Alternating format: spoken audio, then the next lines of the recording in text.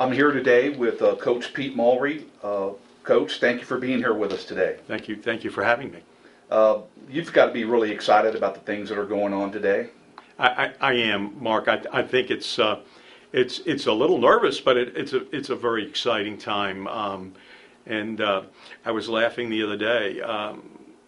Book entrepreneur Mulry. I don't know if they all go together, but it's an exciting time, and I think the most exciting thing is working with the people I'm working with again. I love that.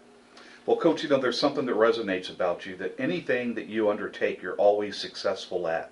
So I think that this book endeavor will be very successful for you as the author and for Tampa Catholic as the benefactors. Well, I have to say that it was always one of my dreams to write a book. And it never seemed to get there. I always thought I got trapped in I don't know if I can do that. But one evening, I'm living right now in a little place called Perdido Key, Florida. And a couple of fellows in the book that played for me, Rini Zarat and Joe Caro, who Joe, you interviewed just recently.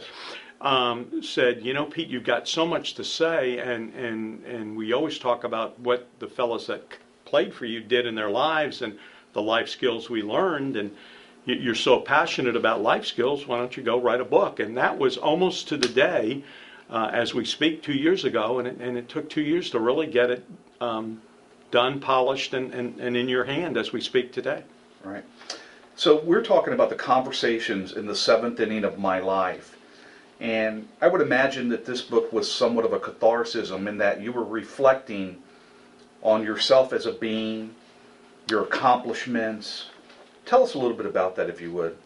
Well, I think that the conversations in the seventh inning of my life, I kind of got just laughingly, in the seventh inning, we have to have a stretch, a pause.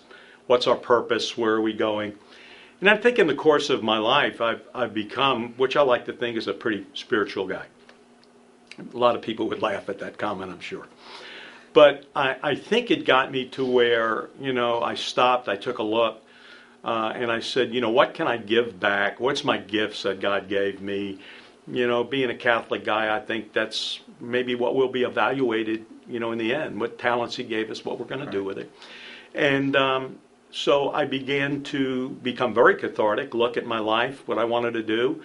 The book is the purpose of the book is not to just get out there and teach life skills to people, but also through the book and the profits is to go back and light the girls' softball and baseball fields for future guys in the next 100 years when I'll be long gone and fellows in that book will be long gone. But it's a wonderful legacy. Well, it is a wonderful legacy, and it's really.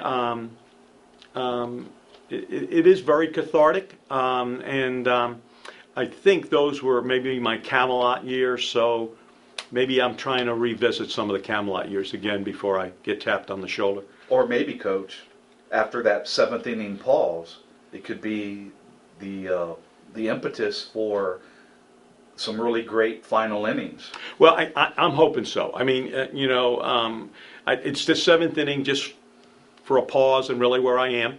But it's also to take that eighth and ninth inning and do some really great things with it, and maybe some extra innings. And I think my thing is if you don't give, you don't get. I mean, I think it's as simple as that. And I think that's where I am in my life. And I think a lot of fellows in that book are there in their lives.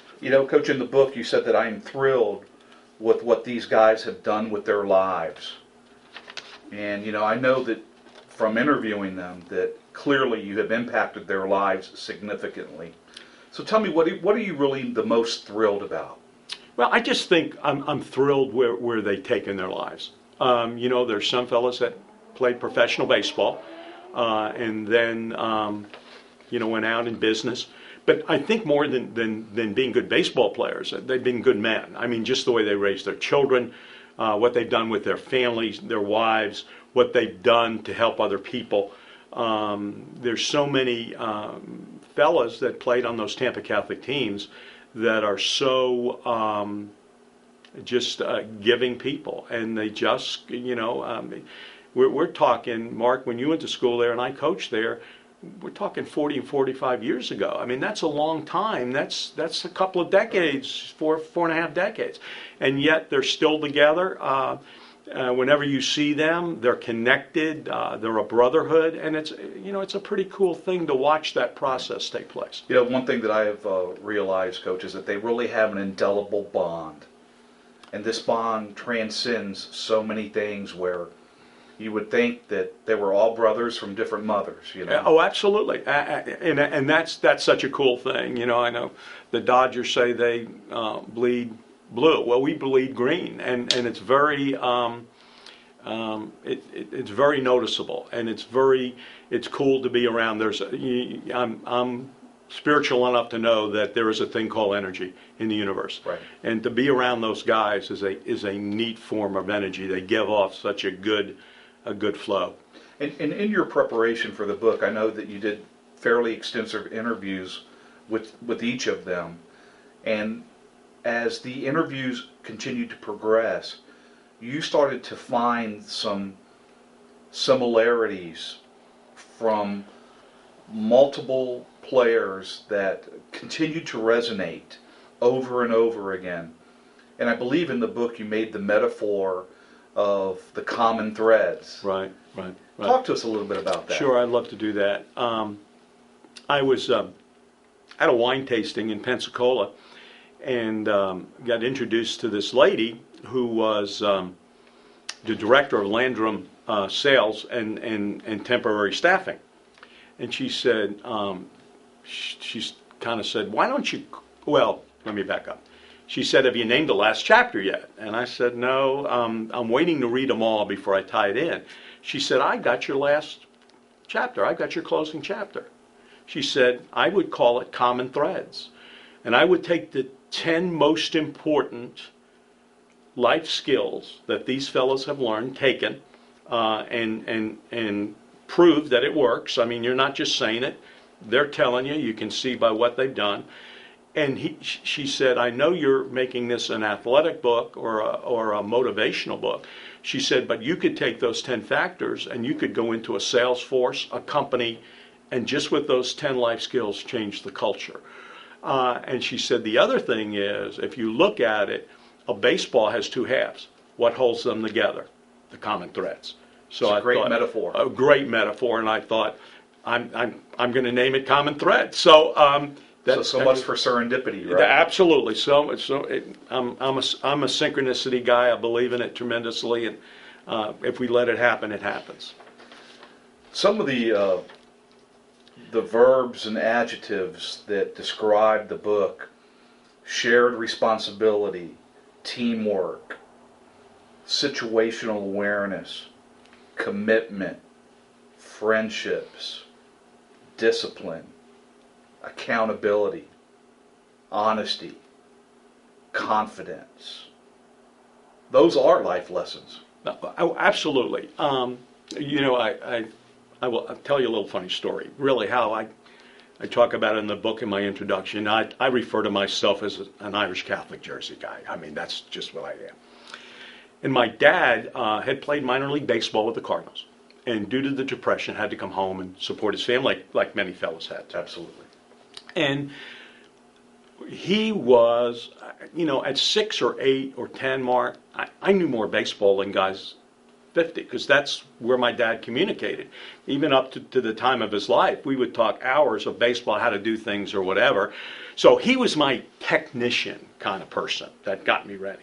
And most of the guys in there always talk about my dad because he'd come to the games and, he had such a great rapport with the players that played. And a significant influence in your life. A very significant influence. And then, being a Jersey guy, my mom worked in New York, and she just loved Broadway. Well, at 6 or 7 or 8 or 10, my mom would take me to Broadway. And all the best plays and, all the Tony winners. And I'd say to her, Mom, who teaches these people? And she said, oh, well, they got directors and producers. But when the curtain goes up, they are on their own. I mean, they might get a little cue card or whatever. And so that was my process of teaching, was when you came, and you remember just kind of viewing some of our practices, they were pretty intense, very time-directed, very purposeful-directed, and I was really on them for performance because I was the complete opposite in a game. When the curtain went up, that was their time. Now, I might say one or two things, but I had them ready to play, and they knew it, I knew it, and if you came see a bunch of 14, 15, 16, 17-year-old young men they played much older than their ages, Yeah. for sure. Yeah, unequivocally, Coach. As a matter of fact, none of them were ever nervous in even the bigger games. There was an instilled confidence in them that, the hard part was the practice. Now it's time to win. Well, and Mark, I tell people, they say, Pete, well, what's confidence? How do you define confidence? And I think confidence is you know that you know that you know. It's not an arrogance. Right. It's not a cocky. It's that you have worked hard enough at this level of skill that you are ready for the lion's den. Right. And I think that's what confidence is. For lack of a better term, it's a command performance. Command performance, absolutely. And when you look at the course of that decade, or even the 15 years that the decade affected, we won 7 state championships. I was lucky to be to run the ball club for 4 of them, but with an out here, or the rain not coming here, or a play here, we could have won 13 out of the 15. And people don't realize that. Yeah, we won 7 pretty quickly, but we could have won 7 more had the gods not directed us in another way, so to speak. So in a time when coaches have such an influence on their players, to instill in them the life skills that they are imparting with their children, and now even their grandchildren. Sure. It's really good to see a book written like this, where, in the media now you see of all of this abuse that has transpired, and it's really great to see a story where the players have the utmost admiration and respect for their coach, and their coach has that much more admiration and respect and love for the players, and this symbiotic relationship is almost a marriage made in heaven. Absolutely. And I think what happens is, when you have this, we are not all going to play for the Yankees, but we're all going to have to compete in the game of life. And if you have the right skill set to go out there and compete, like we talked about and you talked about, whether it be confidence, ability, responsibility, hard work, situational awareness, integrity, friendship, all of those just set the base for whether you're a CEO of Siemens, or whether you're a high school coach at Lato High School or wherever. I think you have the ability. Robert Frost says we transition from teacher to leader to awakener. And when you're the person that is an awakener and causes awareness, then you're taking people and you're almost changing transforming their culture into a whole different view. And I run a little camp called Stars of the Future, and we don't realize that the stars of the future are young people, and that we teachers, principals, coaches, parents have an absolute need to foster this in our young people. And I think if we don't do that, I think our world's going to be in trouble. Yeah, I would even go as far as to say it's the perpetuation of a lost generation. Mark, I think it really is. I was talking to my friend George Gregg yesterday when I got into Tampa, and I said, I watch what's happened with the Penn State incident and the Syracuse incident, Ohio State, and what's wrong with us? Where have we kind of lost our whole look of what athletics is about? I tell you a cute story that's in the book that really, 2 of the things that changed my life. You were there, I think, when there was a principal there by the name of Julie Sullivan, Dominican nun, Sister Julie Sullivan. And one day, and I was a brash young guy, as you know, 23, 24. I didn't even know how to get out of the rain then.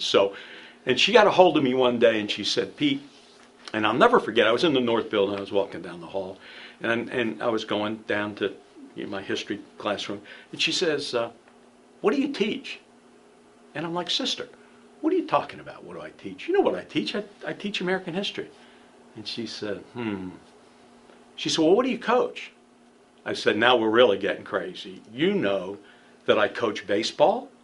She said, Pete, wrong on both answers. You teach people. It's not about subject matter. The subject matter is only the way to have relationships to teach life skills these young people need. Because the really good teacher, the great awakener, he can learn how to teach physics, history, religion, whatever, coach basketball, football, soccer, whatever. But it's about the relationships when people, and that's got to be 40 years plus for me ago. And that stayed with me. And anything I've ever done, it's people before paper. Because if you don't have relationships with people, you have nothing. You have nothing. Right. Well, we have the up and coming book signing on Saturday at 6 o'clock. Is that going to be in the gym? No, it's not. It's going to be in Crusader Hall, which is on the main campus. It's right next to the administration building, which houses, the principal's office, etc. And for our folks that have been there many moons ago, it's the old library that they made into Crusader Hall.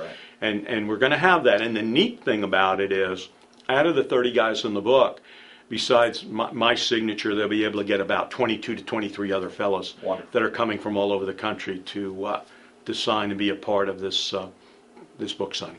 Well, we wish you the best of luck, and thank you for writing the book, and for your generosity with giving the proceeds to Worthy Cause, and that's trying to put the lights on the softball and the baseball field. And we encourage everybody to come out and support. And if not, they will be able to go to PeteMulry.com and the 7th inning of my life.com and purchase the book and have a good read. Absolutely. I think that again, Mark, one of the things I know a lot of people can't donate $1,000 or $50,000 to do this project, but I think everybody can have $20 to support it, and we're getting closer every day. And I just think the people at Tampa Catholic, especially that decade, will be proud of those fields lit, because they're the ones that started that whole era that we have. And it's a wonderful legacy in that the metaphor of light is what the book is really all about. Absolutely. Yeah, it is about light. And I think for a lot of us, we've been blessed through our educations and through our experience with others to put a little light on the subject, for sure. Well, thank you very much. Well, thank you, sir. It's been a pleasure. Thank you.